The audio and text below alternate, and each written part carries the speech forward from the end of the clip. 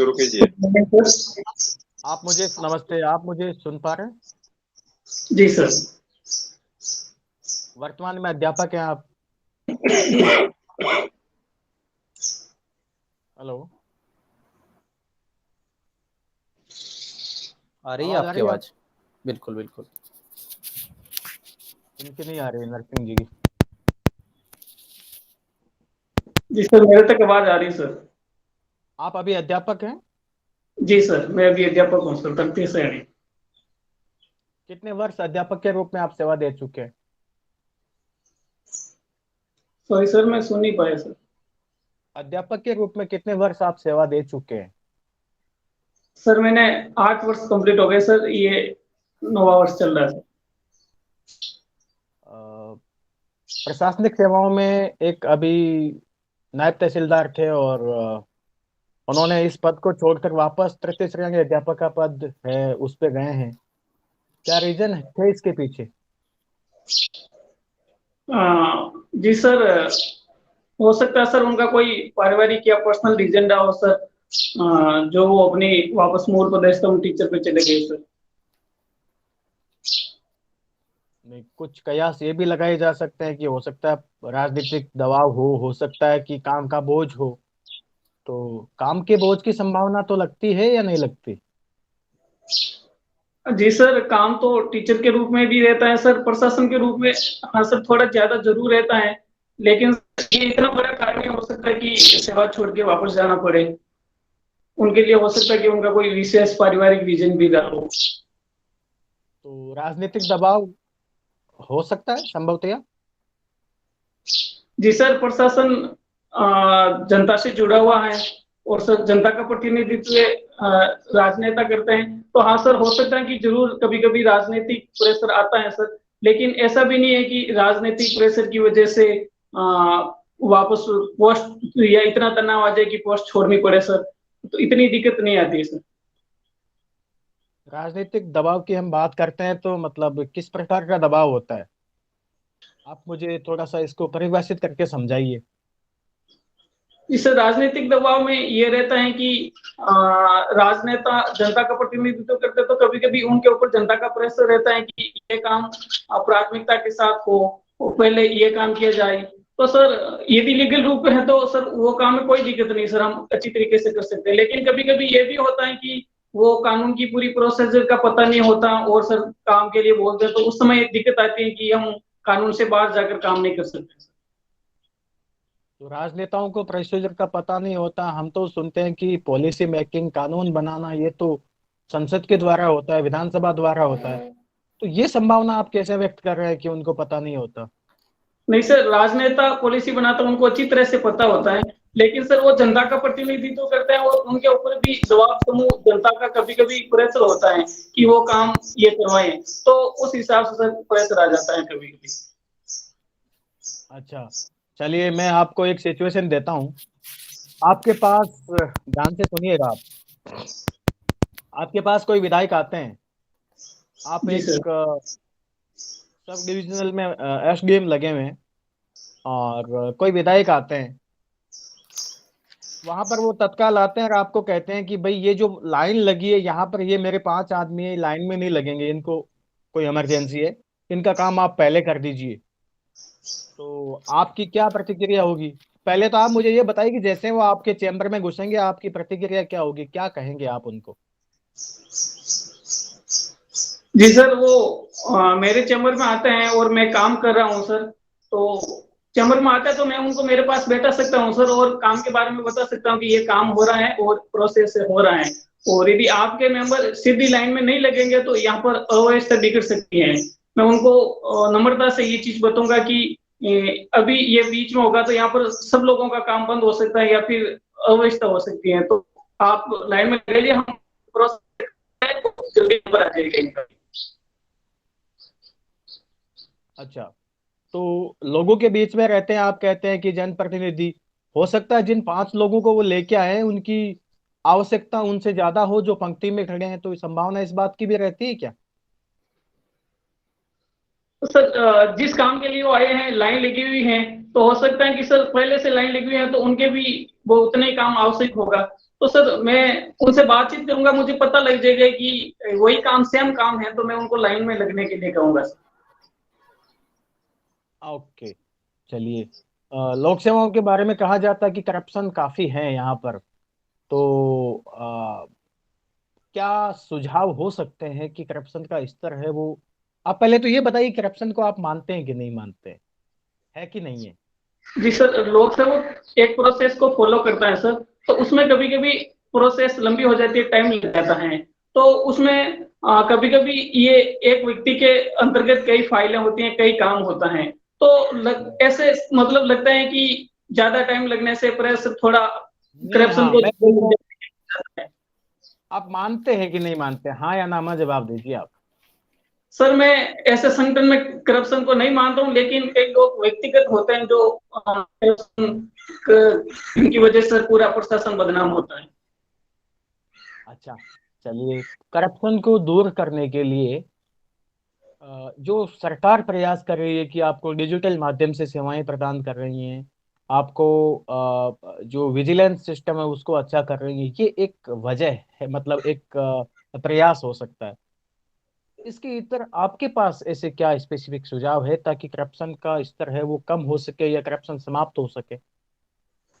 जी sir, digitalisation और technology का प्रयोग सर करप्शन रोकने के लिए सर बहुत अच्छी बात, लेकिन इसके साथ साथ सर मैं जनता को अवेयरनेस करने की कोशिश करूंगा। जब जनता अवेयर होगी, वो जानेगी कि मेरा काम किस प्रकार से होता है, इसकी प्रोसेस ये है, तो ऑटोमेटिकली सर भ्रष्टाचार कम होगा सर। मैं इसके लिए सोशल मीडिया के माध्यम से कैंपेन चलाऊंगा सर, ताकि जनता कोई भी कार्य की उनकी प्रोसेस जाने। जनता शिक्षित होगी तभी तो होगा ये। हाँ जी सर, जनता शिक्षित होगी तभी ये काम हो पाएगा। तो इसके लिए सर मैं सोशल मीडिया के माध्यम से वीडियो बनाऊंगा, साक्षर है वो अच्छी तरीके से समझ पाएंगे, और सर जो साक्षर नहीं है, पढ़ नहीं सकते लोग, पीपीटी के माध्यम से काम की प्रोसेस को समझ ही पाएंगे सर। ठीक है। एक महिला थी, हिंदुस्तान की, भारत की महिला, जिनको यूएस की किसी संस्था ने सम्मानित किया है किसी पर्टिकुलर ऐसे ही भ्रष्टाचार रोधी अभियान के लिए, आप जानते हैं उनका नाम? माफी चाहूंगा सर, अभी मैं याद नहीं कर पा रहा हूँ। चलिए, नाम मैं आपको बता देता हूँ, अंजलि भारद्वाज, जानते हैं आप? सॉरी सर, इसके बारे में मुझे जानकारी नहीं है। आरटीआई के जो सूचना का अधिकार है इससे जुड़ी हुई है वो, आंदोलन से भी जुड़ी हुई थी, नहीं जानते हैं आप? चलिए, जानना चाहिए था आपको। जी सर, मैं इसके बारे में जरूर पढ़ूंगा सर। ठीक है।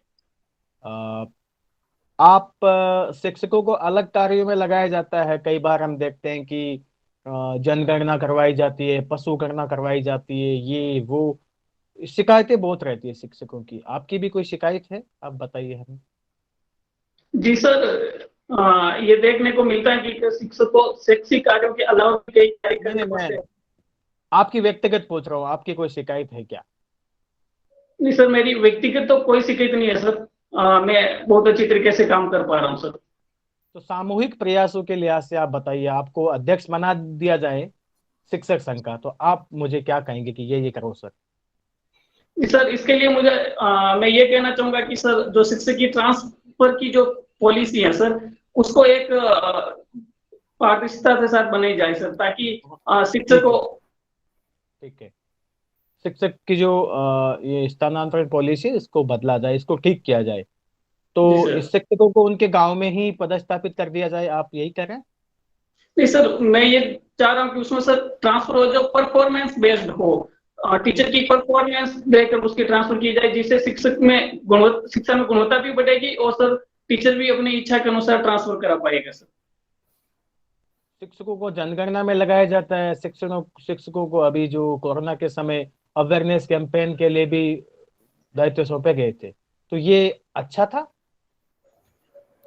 जी सर, कुछ आवश्यक काम होते हैं, जैसे आरटीई के अंदर भी जिनको सर बता रखा है सर, चुनाव कार्य, जनगणना, आपात कार्य, तो इनमें लगाना सर ये कोई भी व्यक्ति है सामान्य मानव, उनका भी परम करते हैं कि इनमें जनता का सहयोग करे, तो सर इसमें लगाना मुझे लगता है ठीक है। लेकिन सर इसके अलावा दूसरे कई कामों में, जैसे पोलियो का टीकाकरण में लगाना, उनमें सर शिक्षा का नुकसान होता है।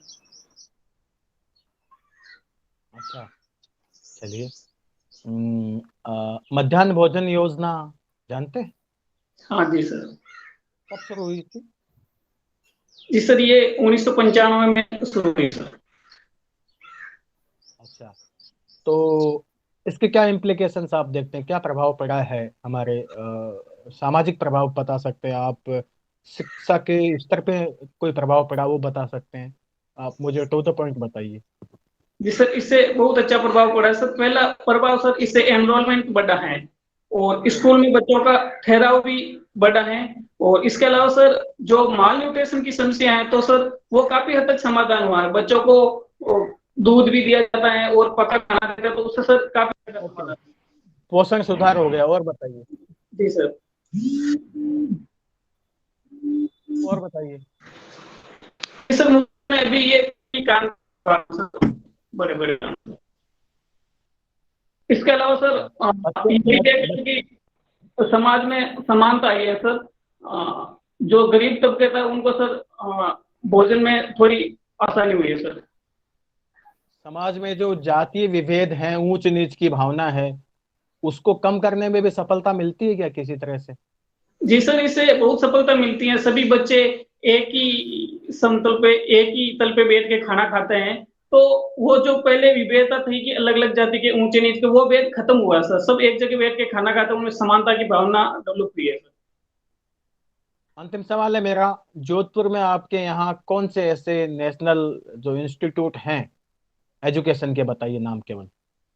जी सर, यहाँ पर एजुकेशन आईआईटी है सर, एम्स है सर, इसके अलावा national institute of fashion technology है सर, इसके अलावा sir footwear and design institute है सर। ठीक है, आप शुरू कीजिए जोगेंद्र साहब। आपको कितना समय हो गया अध्यापक के तौर पर नियुक्त हुए? जी सर, मुझे 8 साल हो गए हैं सर। 8 साल हो गए। कौन सी कक्षा तक पढ़ाते हैं आप? सर मैं कक्षा 5 तक पढ़ाता हूँ। अच्छा, तो आपकी योग्यता तो बहुत अधिक है। एमए ज्योग्राफी भी आपने किया है, हिस्ट्री इंग्लिश पॉलिटी आपने पढ़ा है। तो आपको क्या कारण है प्रशासन में आने का? क्या आपको लगता है आपकी क्षमताओं का पूरा उपयोग नहीं हो रहा, या फिर कोई अन्य कारण है?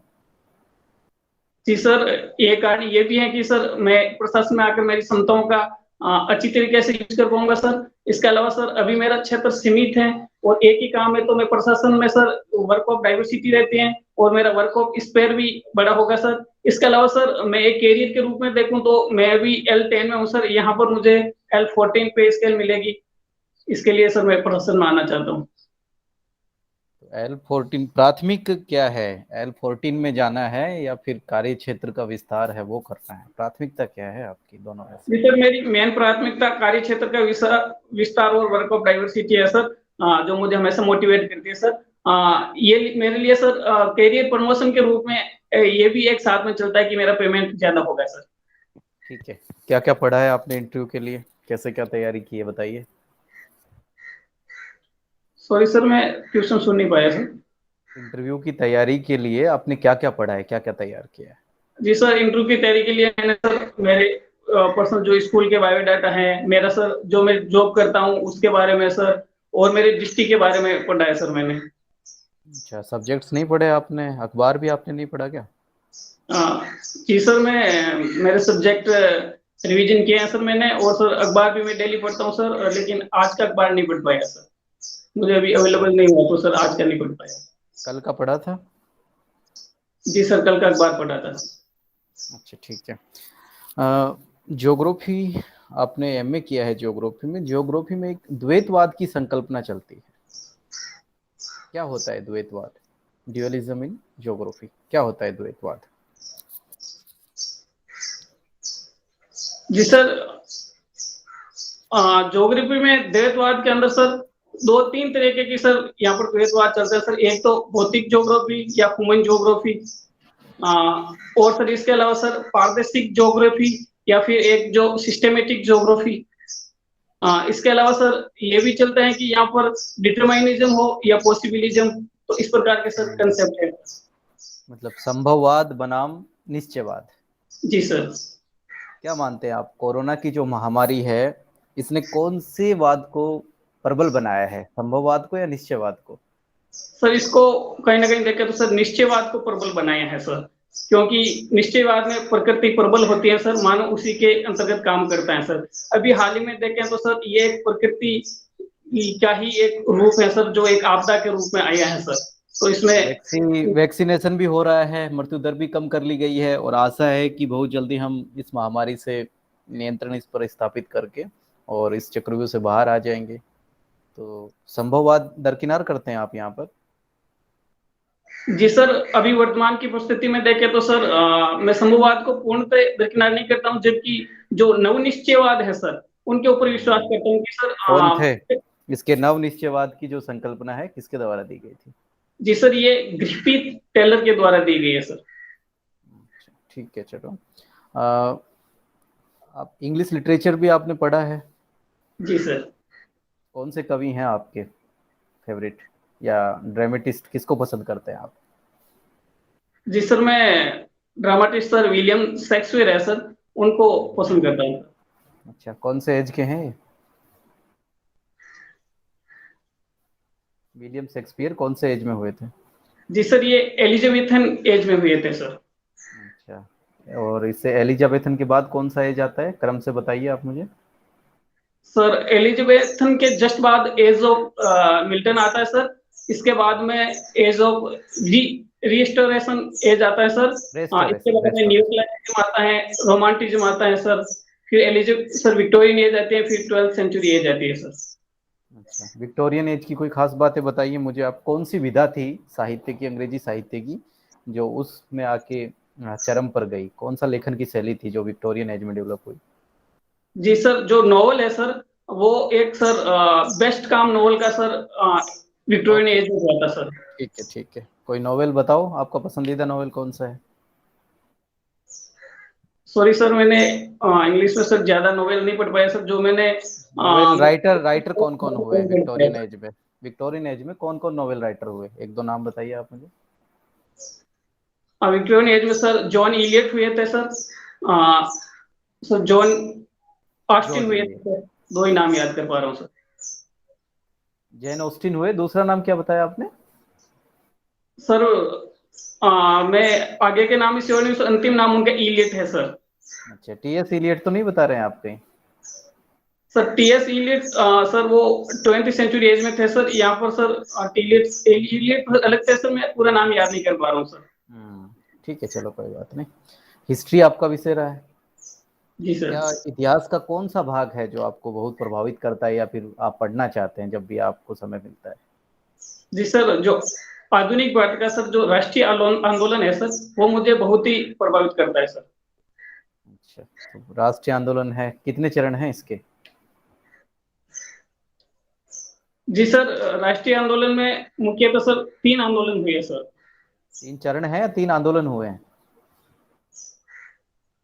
सॉरी सर, चरण के बारे में मैं अच्छी तरीके से याद नहीं कर पा रहा हूँ सर, चरणों में नहीं बांट पा रहा हूँ सर, सॉरी सर।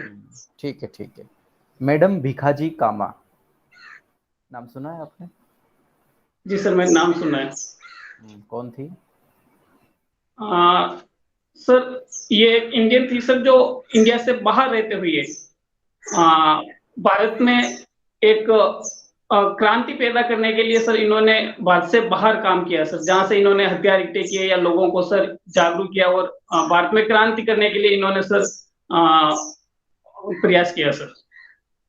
ठीक है, जोधपुर से आप संबंध रखते हैं तो जोधपुर की उन हस्तियों के मुझे नाम बताइए आप जिनका राष्ट्रीय आंदोलन में योगदान रहा हो। जी सर, जोधपुर में जयनारायण व्यास जी, भंवरलाल सराफ, चांदमल सुराणा, बाल मुकुंद बिसा, इन लोगों का सर बहुत ही सराहनीय योगदान रहा सर। क्रांतिकारी कौन कौन थे जिन्होंने राष्ट्रीय आंदोलन में योगदान दिया और जोधपुर क्षेत्र से जुड़े हुए?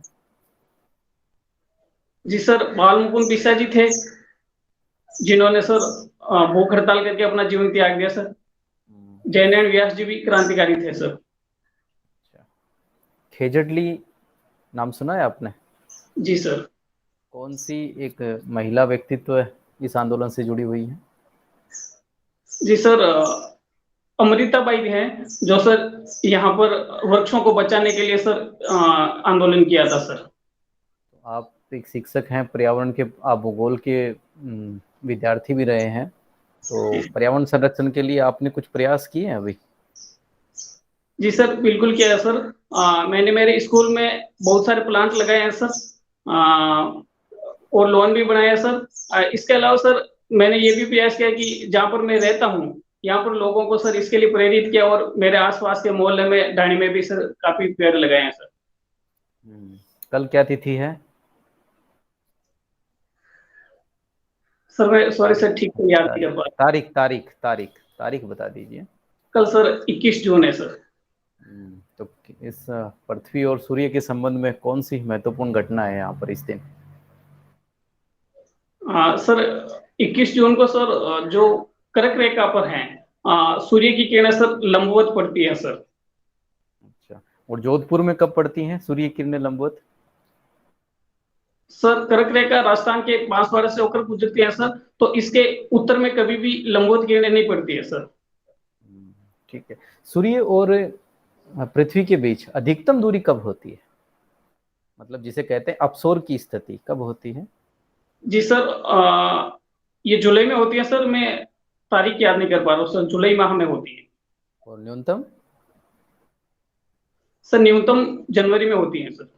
अच्छा, अब मुझे आप सातों महाद्वीप क्षेत्रफल की दृष्टि से क्रम से बताइए। आप क्षेत्रफल के हिसाब से बढ़ते से घटते हुए तरफ अवरोही क्रम में बताइए आप। सर सबसे ज्यादा क्षेत्रफल एशिया का है सर, इसके बाद में अफ्रीका का है सर, फिर सर उत्तरी अमेरिका, फिर सर दक्षिण अमेरिका,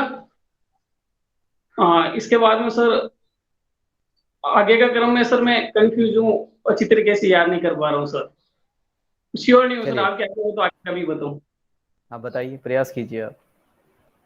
सर इसके बाद में अंटार्कटिका सर, उसके बाद में यूरोप और Australia sir. Good. Next member please. हाँ जी, नमस्ते सर। नमस्ते। किचन गार्डनिंग करते हैं आप हैं?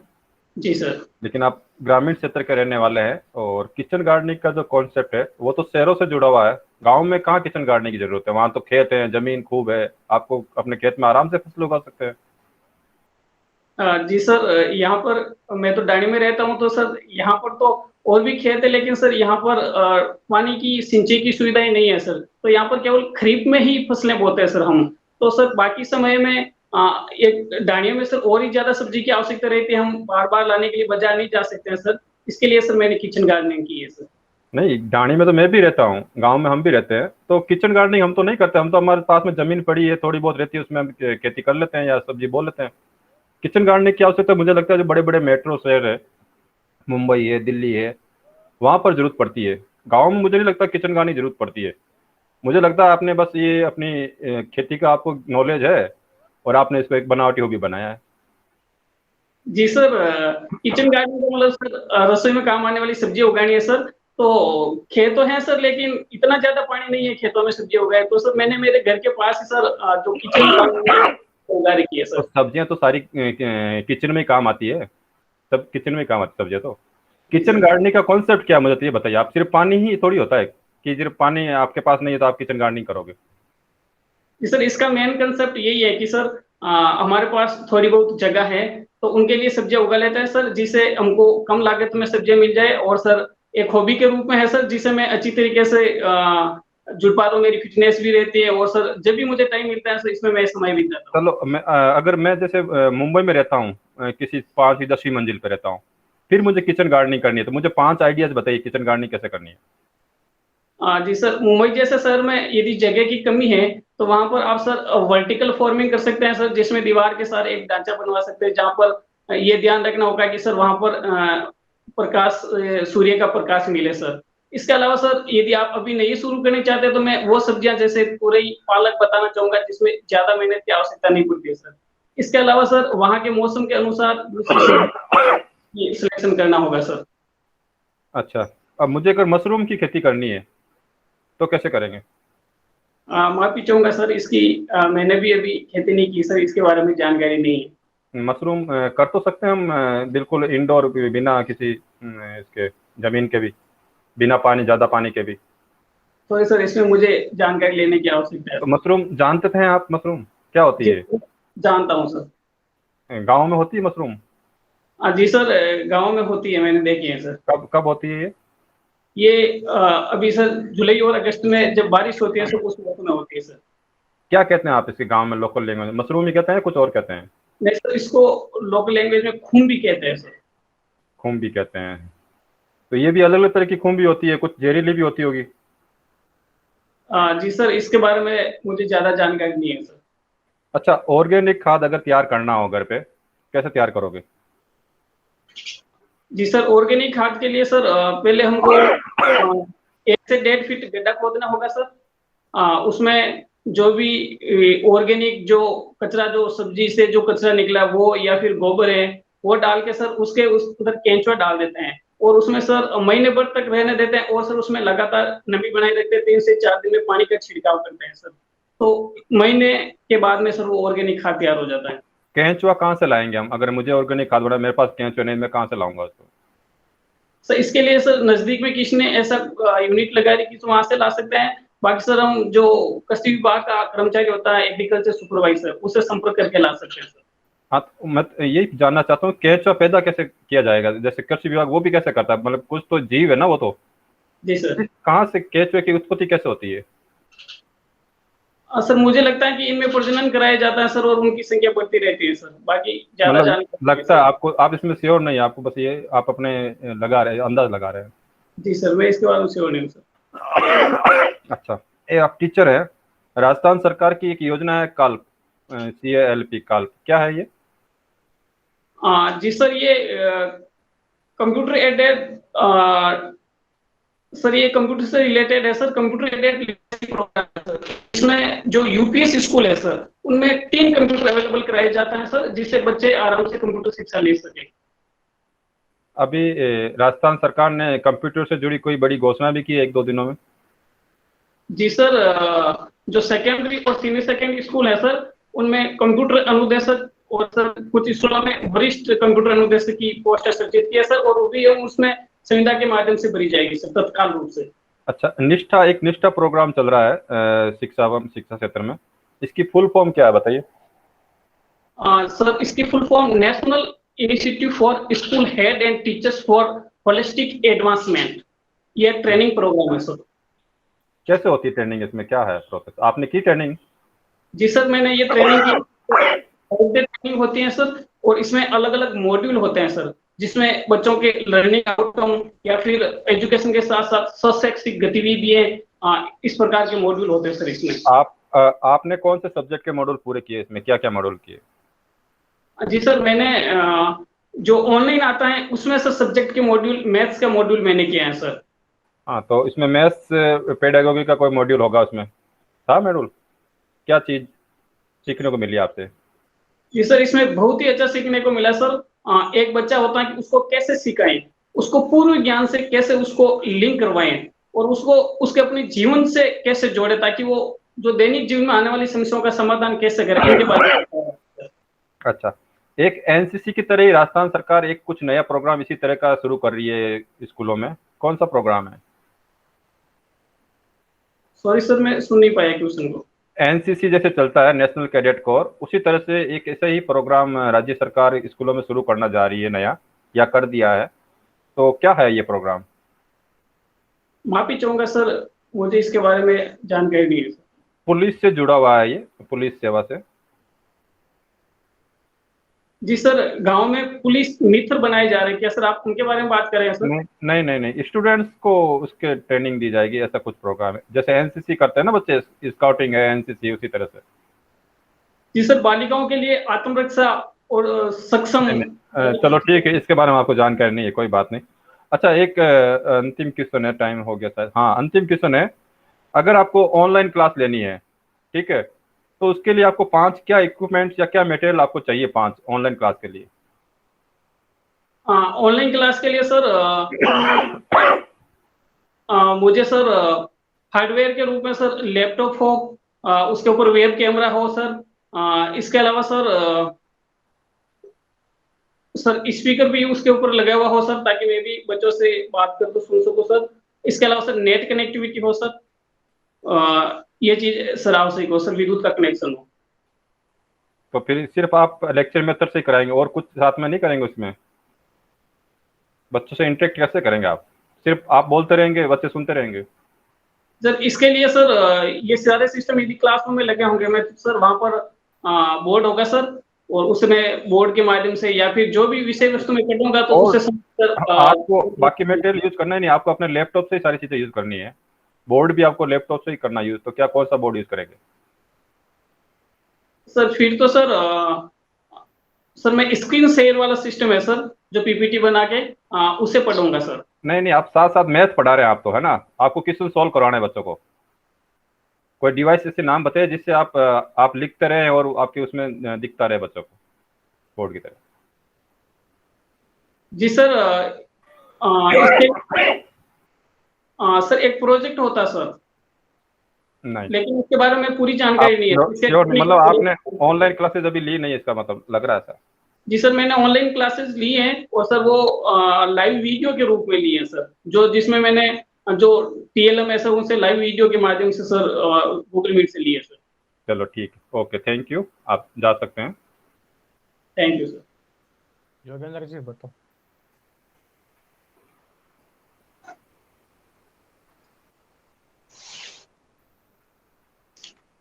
आवाज नहीं आ रही है, आवाज। जी सर। हाँ, ज्योग्राफी विषय पर आपकी नॉलेज अच्छी है, एमए ज्योग्राफी किया है तो वो झलकता है आपके इसमें। करंट इश्यूज आप जरूर अखबार पढ़ के जाइएगा, ये मत कहिएगा कि मैं आज का अखबार नहीं पढ़ पाया, उसको पढ़ लेना सर। हाँ सर बिल्कुल सर, ये आज का नहीं पढ़ पाई, बाकी मैं पढ़ के जाऊंगा सर। हाँ, और बाकी इंग्लिश लिटरेचर में जहाँ ऐसे लगे कि ये चीज बाहर जा रही हैं, पहले उससे पहले अपने आपने बहुत अच्छे क्वेश्चन का आंसर दे दिया था कि विक्टोरियन एज में नोवेल का डेवलपमेंट हुआ। बहुत अच्छा क्वेश्चन था। फिर उसके बाद वो पूछा गया आपसे कि नाम बताओ, तो नहीं पता थे तो नहीं बताने, क्योंकि टीएस इलियट वो फिर वो गड़बड़ हो जाता वहां पर, है ना? तो बचना ही है, वहां से मना कर देना है आपको उस स्थिति में। और हिस्ट्री में आपसे पूछा गया तो आपने जब बता दिया कि इसके 3 चरण हैं, तो थोड़ा सा ध्यान रखना, हिस्ट्री के सवाल तो पूछ लेता है कोई भी। और बाकी अच्छी बात जो है, सबसे अच्छी बात ये है कि आपके चेहरे की जो स्माइलिंग है उससे माहौल अपने आप शांत बना रहता है। हाँ, इसको ज्यादा मत करना स्माइलिंग को, और इसे थोड़ी सी कम कर लोगे चलोगे चलेगा, और ज्यादा जी मत सर। बढ़ा देना है इसको थोड़ी सी, वैसे भी ठीक है आपका। और ये लास्ट में जो सर ने अभी आपसे पूछा है ऑनलाइन क्लासेज वगैरह जो ली हैं, उसके बारे में थोड़ा जान लो, क्योंकि अभी पिछले लंबे समय से ऑनलाइन क्लासेज से तो टीचर्स को जुड़े ही रहना पड़ा है। अगर वो पूरी तरह से नहीं जुड़े हैं, इसका मतलब उन्होंने अपने कर्तव्य के साथ न्याय नहीं किया है ना? तो वो थोड़ा ढंग से आप उसको तैयार करेंगे। किचन गार्डनिंग का सर ने आपसे पूछा ही है। बाकी आज अगर मैं सवाल अखबार में से जैसे सवाल तैयार हो रहे हैं, इब्राहिम रईसी नए राष्ट्रपति बन रहे हैं, पन्ना टाइगर रिजर्व है अभी मध्य प्रदेश वाला, वो अभी चर्चा में है, ठीक है, मिल्खा सिंह जी चर्चा में है, उनके क्या रिकॉर्ड है क्या नहीं है। और जोधपुर में ठीक था आपका, अमृता देवी जी वाला भी आपने बताया, जो भी है बाकी ओवरऑल ठीक है। बोलने का जो कम्युनिकेशन जो आपका जो ले है वो अच्छी है, कहीं बीच में कोई ऐसा मतलब नहीं देखा गया कि आप अटकते हो बोलते समय या फिर उच्चारण संबंधी कोई समस्या हो, ऐसा कुछ नहीं है। जी और सर। ऑल ओवर काफ़ी अच्छा है आपका, ऑल द बेस्ट। बाकी नेक्स्ट मेंबर हैं वो आपको राय देंगे। Thank you sir. मगर जी, मगर जी आप बताओ। हाँ नरसिंह जी, बहुत अच्छा है आपका। फिर भी थोड़ा हॉबीज को थोड़ा और अच्छे से कर लीजिए। ये मशरूम वगैरह जैसे काफ़ी आजकल मिलती भी है, और मशरूम की खेती भी बिल्कुल एक कमरे में की जा सकती है ना, तो जी ये भी सर। किचन गार्डनिंग से जुड़ा हो सकता है। और किचन गार्डनिंग का मेन कॉन्सेप्ट शहरों का ही होता है, गाँव का होता नहीं है, तो ऐसा कुछ नहीं है। मैंने सिर्फ आपको असहज करने के लिए पूछा था, तो आपने सही जवाब दिया, वैसे कोई ऐसे नहीं है, ठीक है। बाकी ओवरऑल बढ़िया है। कल्प वगैरह आपने बता ही दिया है, एसएम ये निष्ठा वगैरह का, ठीक है। मुझे नहीं लगता कि कहीं ऐसी कोई कमी है मेजर कोई। और थोड़ा विस्तार कर सकते हैं ऑनलाइन एजुकेशन के बारे में, जैसे लिखने के लिए अपन पेड होता है, पेड यूज आता है, तो उसके अपन लिखते रहते हैं, ये जो जुड़ा रहता है इसे लैपटॉप से जोड़ करके मोबाइल जोड़ करके उसमें लिखते, तो ऑटोमेटिक वो भी उसमें शेयर होता रहता है ना? ठीक है, इसके बारे में थोड़ी मैं और जानकारी ले लूंगा हाँ, सर। जैसे राइटिंग पैड है, और गूगल जैसे अपन ऑनलाइन, पहले हम कैसे, मैं मुझे सॉफ्ट हार्डवेयर के रूप में लैपटॉप मोबाइल ये राइटिंग पैड, ये 2-3 चीजें चाहिए होगी, ठीक है। ठीक है उसके बाद में इंटरनेट कनेक्टिविटी चाहिए, बस ये। और बस और ज़्यादा और क्या है इसमें, है ना? प्रोजेक्टर वगैरह तो वो तो इसको जरूरत पड़ेगी नहीं। तो ठीक ओवरऑल बहुत बढ़िया असर, ऐसा कुछ कभी नहीं। जी सर। बस इसी को कंटिन्यू रखिए आप। आ, हो गया सर। तो ऐसे नरसिंह जी, जी सर। जो मैंने आपसे सवाल पूछे और जो आंसर आपने दिए वो आप वीडियो में देख सकते हैं। उसमें क्या जोड़ा जा सकता था, क्या नहीं जोड़ा जा सकता था। मैं व्यक्तिगत मानता हूँ कि अच्छा था, कोई दिक्कत नहीं है कहीं भी। अब जो मैं चीज बता रहा हूँ आप उसको, मुझे लगता है कि ध्यान से सुनेंगे। और पहले कभी बताया कि नहीं बताया, हम लोग ने मौक तो लिए आपके काफी। जी सर। आपसे मैंने एक सवाल किया था कि करप्शन को दूर करने के लिए हमने डिजिटल माध्यम से सेवाएं देना शुरू किया, हमने फला किया है, ये किया, इसके बावजूद आपको कुछ सजेशन लगते हैं तो आप बताइए।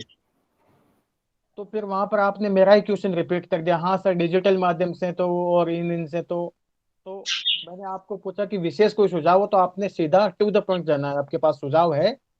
आप कह सकते हैं कि सर हमने नैतिक शिक्षा को बल देना चाहिए। और मुझे लगता है कि सर यहाँ पर भी ये किया जा सकता है, ये, और अवेयरनेस बढ़ाई जानी चाहिए, ये बताना था। आपने मेरा क्वेश्चन को रिपीट कर दिया वापस। तो मैं वो एक ही जगह लगा जहां आपने रिपीट किया, बाकी नहीं किया था, बाकी अच्छा था। ये तो आपने टू द पॉइंट वाली बात होगी। जो आपको लगता है कभी ऐसा सजेशन पूछे तो आपने टू द पॉइंट जाना है, ये सर ये सजेशन है। कल जी जैसे सर, वो दूंगा थोड़ा सा। विकास जी का मॉक ले रहे थे तो वो बड़े टू द पॉइंट जा रहे थे, मैंने देखा, तो वो थोड़ा टाइम अपने पास कम होगा। अदरवाइज पूरा टू द पॉइंट बोले आप, कोई दिक्कत नहीं है। मैं तो ऐसे ही बता रहा हूँ आपको, कभी सजेशन पूछते हैं तो वैसे जाना है। जी सर, जरूरी है सर सजेशन। कब का है हाँ, सर का, कब का है आपका? मेरा सर 5 जुलाई को है सर।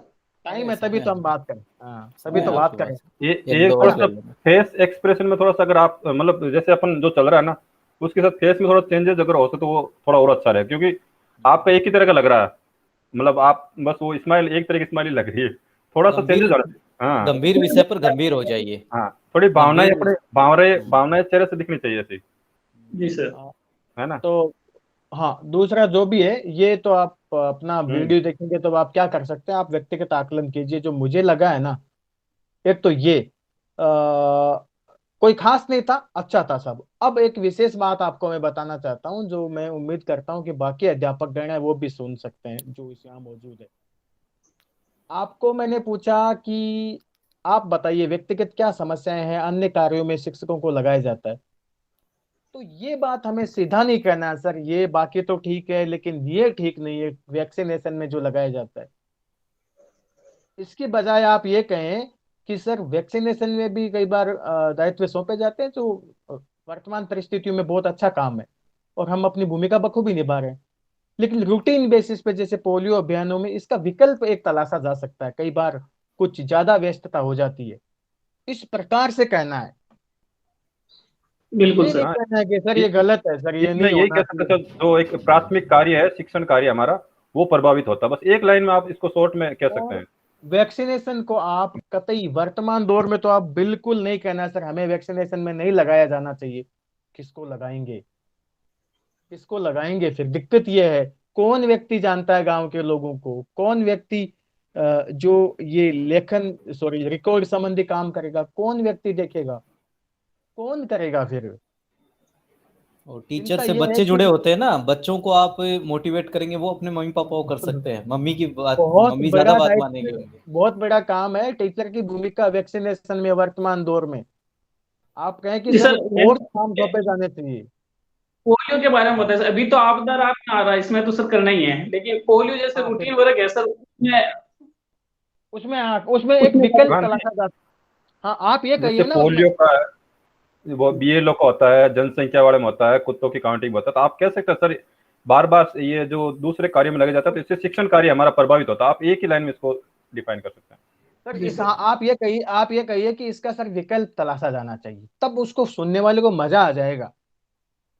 आप कहें जी ये नहीं सर। कहें कि सर हमें हमें इन काम में नहीं लगाया जाना चाहिए। क्यों, मैं क्यों बता रहा हूँ, हम क्यों डिस्कस कर रहे हैं, इसलिए कर रहे हैं कि ये जो है ना, आप ये मानिए कि हमसे ऊपर बैठे हुए लोग हैं, आपके शिक्षा विभाग के अधिकारी है, मुख्यमंत्री बैठे हैं, ठीक है, प्रधानमंत्री बैठे, ये सब यही बात सोचते आ रहे हैं।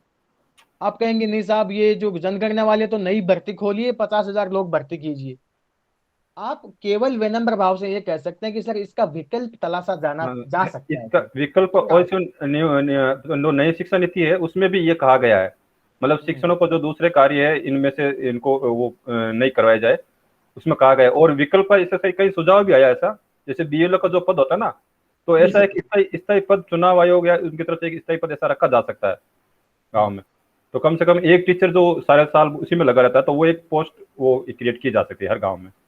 कहने का मतलब यही है कि आप सीधा नहीं कहें कि सर ये उचित नहीं है सर। आप ये कहें कि सर ये थोड़ा सा शिक्षण कार्य में बाधा आती है और इसका विकल्प होना चाहिए सर, कोई ऐसा प्रयास हमें करना चाहिए। अदरवाइज वर्तमान परिस्थितियों में सर हमारी भूमिका है, और हमें तो खुशी है कि हमने वैक्सीनेशन में बहुत बड़ी भूमिका निभाई है, और हम भी एक इस भागीरथी प्रयासों में एक मतलब हिस्सा बने हैं इसके। तो वैसे भी अच्छी बात है, मतलब अपने ऊपर बोझ नहीं लेना।